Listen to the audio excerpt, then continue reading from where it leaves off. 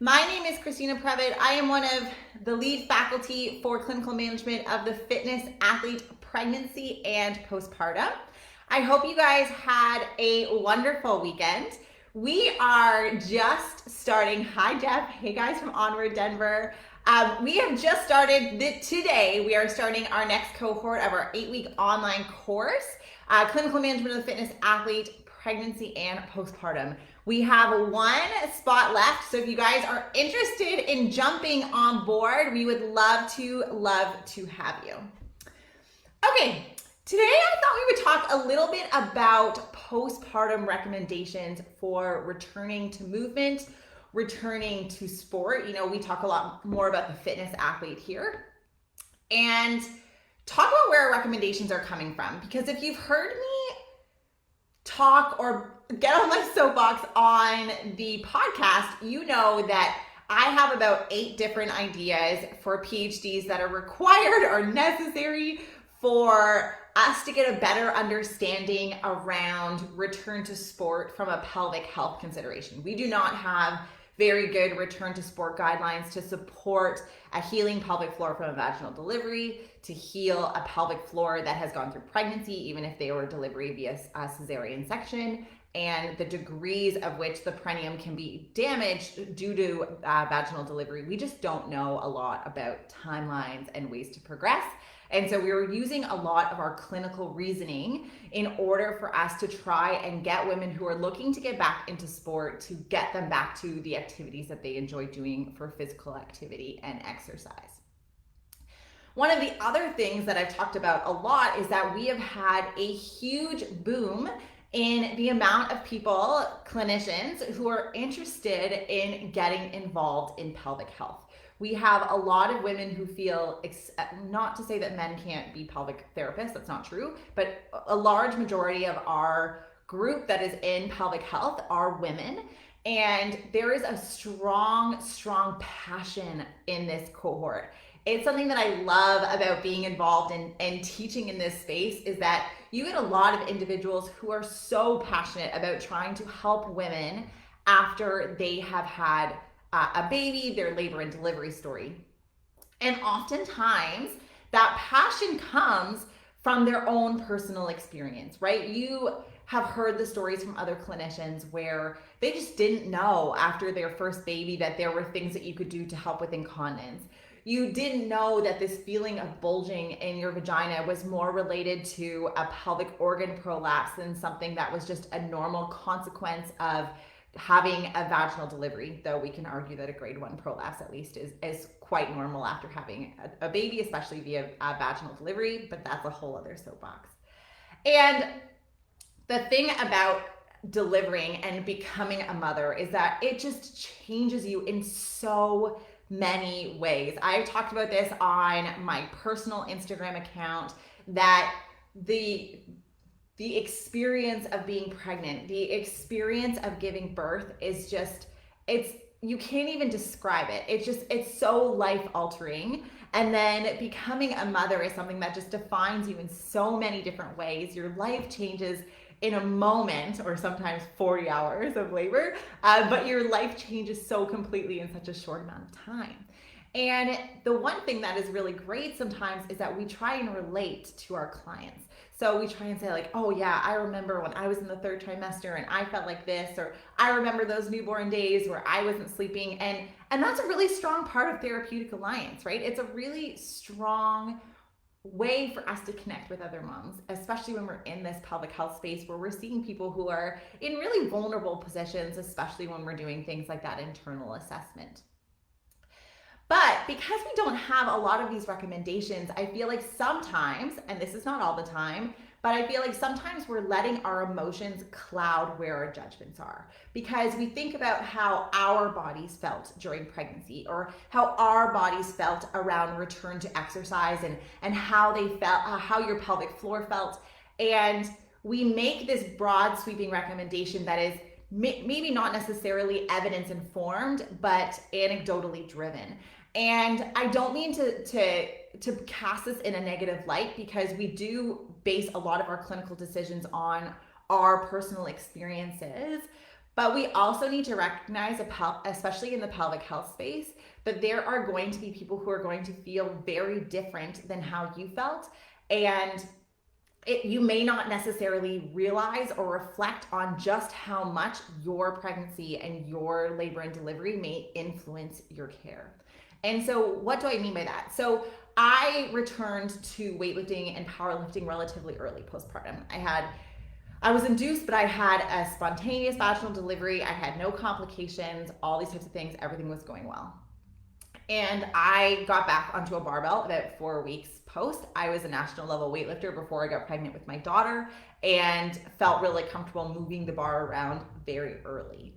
I got comments like from somebody who's a clinician who went back to exercise too early and prolapsed. I'm looking at your exercise routine with concern. I got messages like, are you sure you're not going to prolapse doing that? Et cetera, et cetera, et cetera. And what we know from the preliminary literature right now is that individuals who participate in heavy strength training are actually less likely. From a cross-sectional perspective, that's not to say that there isn't a correlation there. We still have so much research. But what we see is that women who are strong, at least from a symptom perspective, tend to feel less symptoms of prolapse in their day-to-day life than potentially somebody who isn't active and doing strength training. And so what was happening is that these clinicians were watching my story and they were watching me return postpartum, and because their experience was very different or they had a negative consequence happen, they were instilling that on me. And it really did affect me, even though I knew so much about what symptoms to look out for, how to do gradual overload. The percentages that I was working with were extremely low. I was still getting those kind of comments underneath my posts or in my DMs. And it really made me think about it. And now I'm on the other side. So I am 16 months postpartum. So I'm back to doing all my activities. I thankfully am not experiencing any symptoms of prolapse or incontinence. And I am seeing some of these other very well-known athletes return to different activities.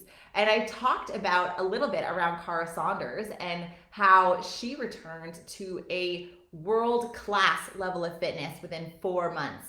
And how my emotional reaction, because at 4 months I was not ready to push the weights, was not evidence informed at all. But the first thing that I did is slightly recoil, right? Like I just had this gut reaction being like, I remember how my pelvic floor felt 4 months postpartum. I remember that I wasn't sleeping. My recovery was off, all these types of things. Like I can't imagine going to that level. And you tend to make the leap. Like I would never recommend that my clients jumped and into everything that quickly.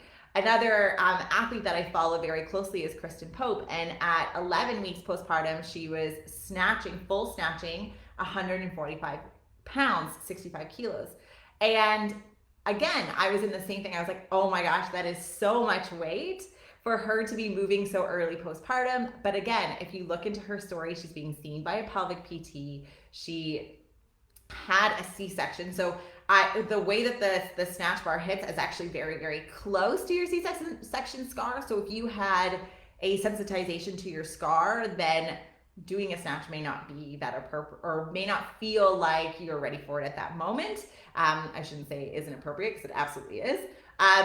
So all of these things were going through my mind, and it made me stop. It made me reflect a lot on my role in the pelvic health space, where my recommendations are coming from, and how I'm going to work through trying to separate my emotional reaction based on my personal experience and tie that into creating therapeutic alliance by talking about my experiences, but also being extremely informed by the evidence that is coming up at a very fast pace actually in this world. And I talked a little bit about on my, I think, personal Instagram, I don't think I talked about it on here, is that there's a systematic review that talked about vigorous intensity exercise during pregnancy. Again, a lot of women would recoil at the thought of just going as hard as you possibly can in a CrossFit workout when you're 32 weeks pregnant. But what they're showing is that individuals who are doing vigorous physical activity, there's no adverse events to mom or no adverse events to baby. And again, this is another thing where we have started very conservatively. We oftentimes think about our own lived experiences, and then we use that to make these recommendations. And we're starting to have literature that comes out that is in direct conflict to that thought process. And unfortunately, right now, what we know is that there's about a 12-year knowledge translation gap between what we're starting to realize in the literature and what is happening at the grassroots level. And what we're seeing is that we need to try and stop that. And individuals who are trying to stay on top of the literature and some of our continuing education, one of our things that we hold ourselves accountable to is making sure that our recommendations are in line with the literature, and then we're blending in our clinical experience here at ICE. And it's just such an important thing for us to be aware of.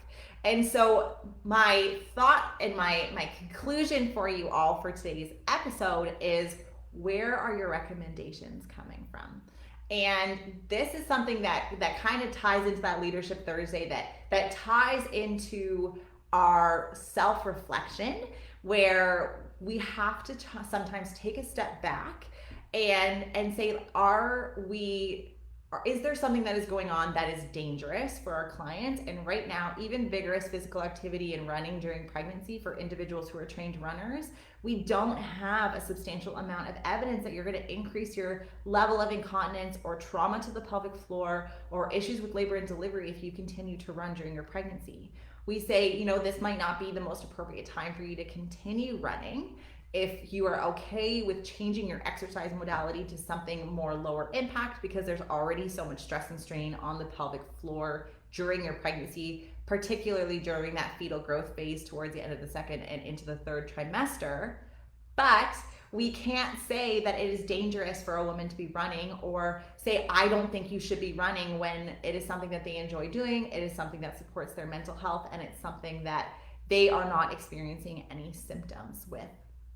And so, I do this self-reflection check pretty regularly, where I think about my practice and I think about where my recommendations are coming from, and I really check into my emotions with my especially with my women's health clients, because again, when you become a mom, it's such a huge transition, and it changes you in so many ways, and that includes your professional life. Your professional identity shifts oftentimes, especially if that experience prompted you to get more involved in pelvic health.